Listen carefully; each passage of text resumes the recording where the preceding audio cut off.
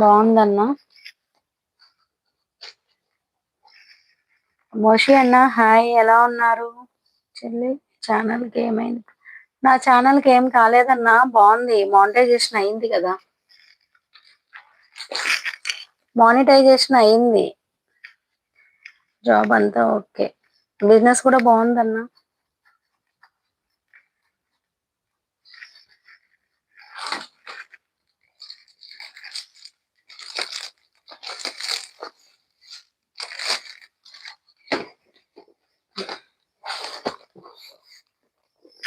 అంటే ఒక ఛానల్లో విన్నాను, మీ ఛానల్ కి ప్రాబ్లం అయిందని.